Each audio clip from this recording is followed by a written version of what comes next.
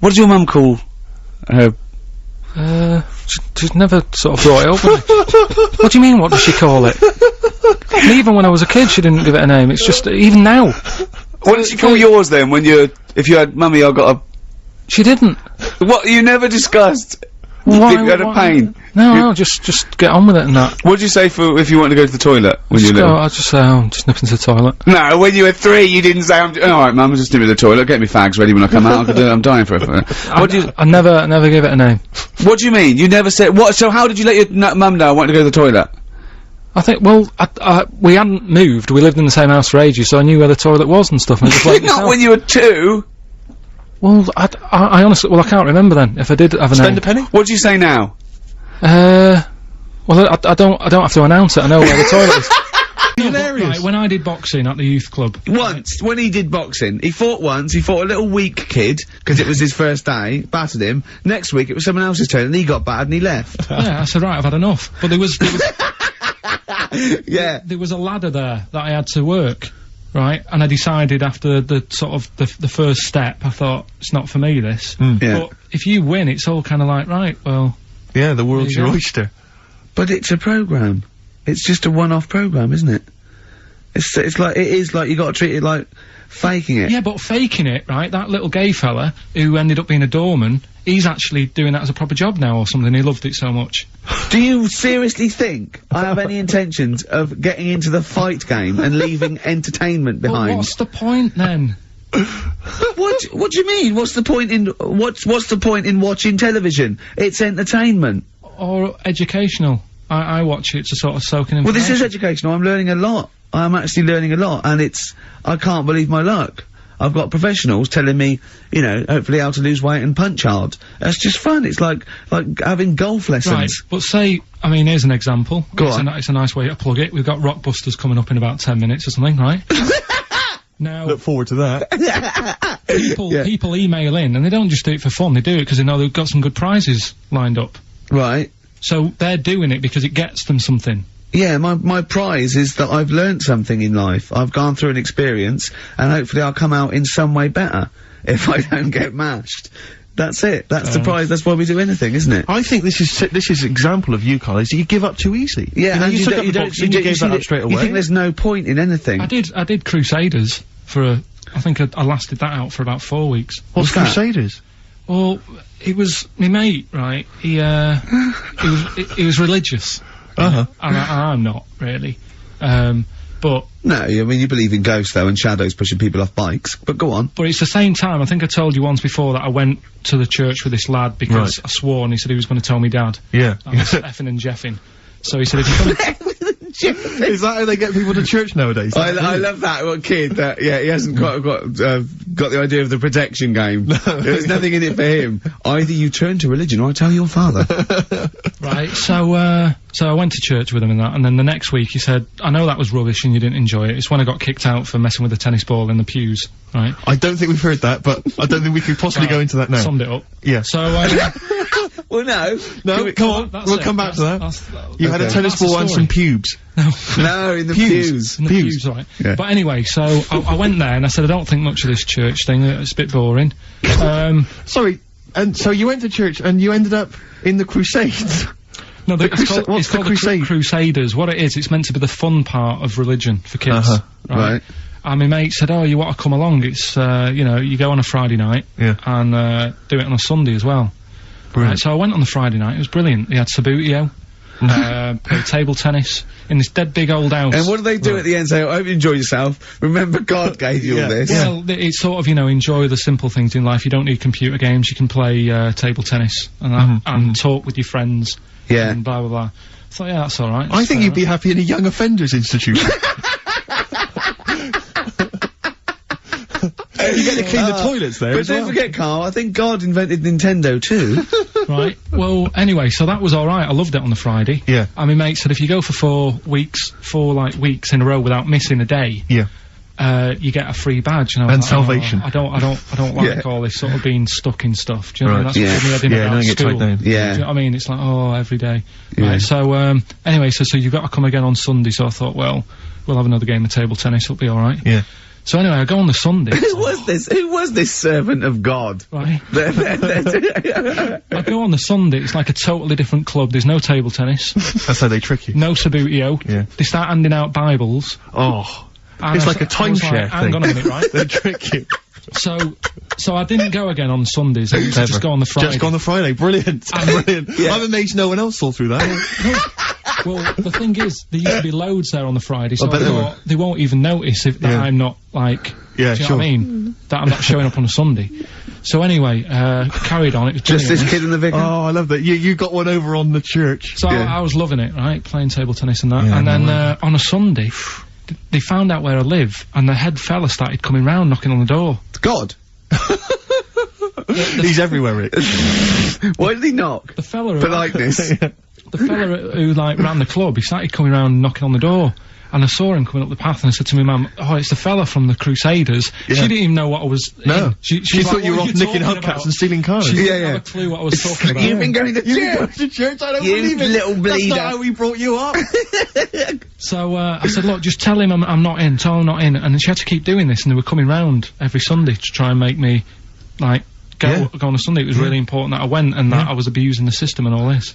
Anyway, I didn't go, and then... Why didn't they just tell you on next time we turned up on a Friday? Yeah. No, well, because there was so many people there on a Friday, you just get mixed in the crowd. Yeah. Right? It was jammed, it was well popular on a Friday. Yeah. Yeah. Right? But anyway, on one of the Sundays, it was quiet for a bit, and, they stopped coming round. So I thought, right, I can go out again, right, on a Sunday, because I used to avoid hanging around the house in case... What sort of reign of terror is this? Incredible. Right. So I thought, It's like the Spanish Inquisition. So I thought, great, they forgot about me. Yeah. Everything, I can carry on in sort of normal life now. Yeah. And I was playing out in the avenue. Fella comes round. Oh. And he goes, "There you are. You know, you're always busy on a Sunday. You enjoy Fridays and that, don't you?" I was like, yeah. He goes, "Well, come on, you've got to come with me." And I couldn't get out of it. No. Do you know what I mean? It's like, what could I say? Charlie says. Right? Yeah. So, anyway, he nearly killed me in a car crash. So that was the excuse I used next time. He had a Mini, right? And he was driving us there, and he hit the curb, nearly sort of turned over the Mini. Right? There was like 3 of us in the back. So I said... Is that a record? So next time, or was it a joke? Next time he came round to pick us up, I said, "Look, really enjoyed it and that." I said, "But ever since that journey, I really, you know, I don't want to get in the car with you again, because it scared me a bit." And I said, "All right then, I didn't have to go again." That's all right, isn't it? That's extraordinary. Yeah. He almost killed you in a car crash. It's a parable that thank God no one was hurt. Yeah. I remember that... Your life moves in incredible ways. Yeah. Rather like God. Yeah. So, they're probably round there now, aren't they? Going, "Is he coming tomorrow?" Weird things have happened to me when I was living at home, and was in bed one night. Where do you live now? No, but I was at my first home. Your parents? Yeah, my mum and dad's. So I'm in bed, and I'm lying there, and you know, you get that sense of like, oh, there's something going on. Right. And I sort of look over my quilt, and there's nothing there. Thinking it's weird, that. So turn my back on it. I'm thinking, I don't want to know. If there is something there, I don't want to know. Right? So I'm turning my back on it, but then there's like a really high-pitched noise, right? Sort of the hairs on my back are like going up a bit. And I'm like, oh, I don't like this, and it's the high-pitched noise. You had a hairy back louder. even as a kid? No, but you know, everyone's got little hairs on them, haven't they? Everyone's got little tiny hairs on them and stuff. And I thought, I can't stand this, and I turned around, put the light on, legged it downstairs, right? And my mum's saying, "What are you doing?" I'm going, "Oh, I don't know, there's something up there." So she said, "All right, then watch the telly." So I stayed up for a bit, watching the telly, went back to bed, the high-pitched noise had gone, went to sleep, get up the next day, Charlie from next door comes round, he goes, "Hilda's dead," right? And my dad said, "Oh, when did that happen?" I said, "Last night at 11:15. Right. That's when I was in bed. So? What are you telling me for? Because it's weird, isn't it? It's that thing of... what do you think would be weirder, that no one ever died at 11:15 when you were in bed? No, but that's when all the weirdness was going on. That's when the tone was happening, my back was getting itchy and stuff. And... Coincidence. And I went down and watched telly, went back up, gone and that, but that's when her spirit had sort of... No. Ah, okay, right, interesting. No, this is where we get into the facts. So Hilda's spirit was whizzing round my bedroom, because my bedroom was right next door to theirs. Yeah.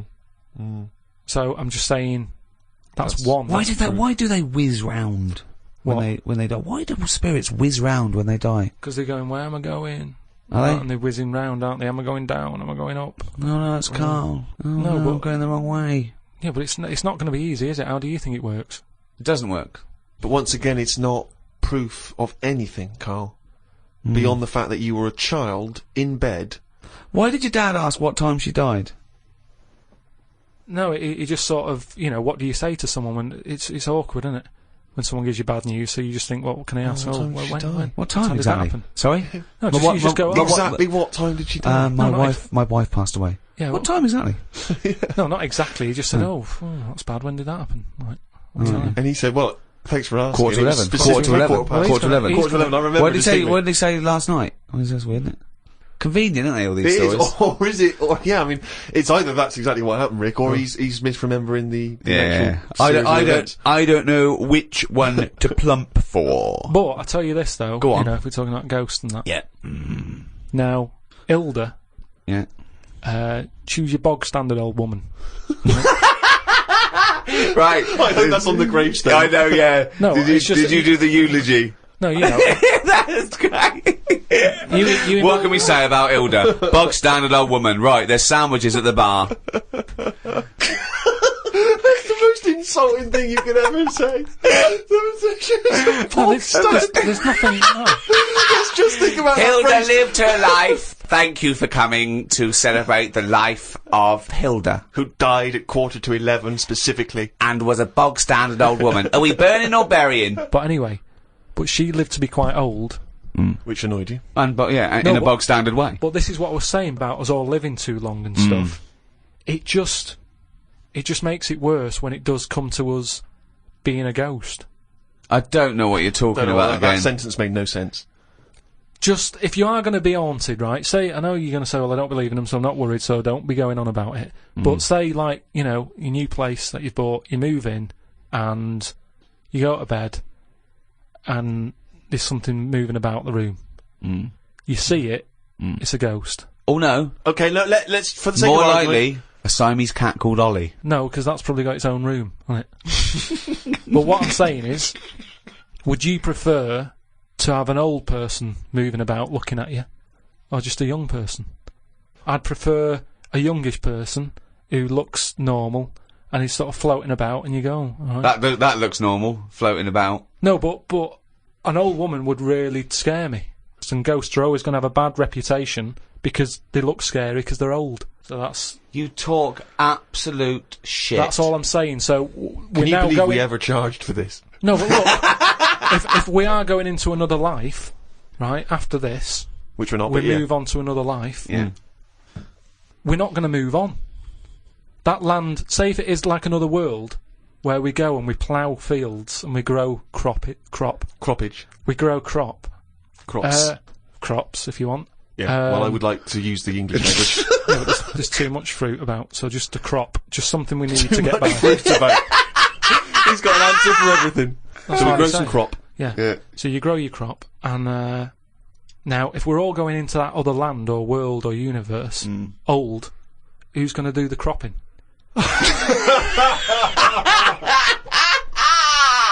Oh God! Oh, I've never heard so much crop in my life. It's a load of old crop.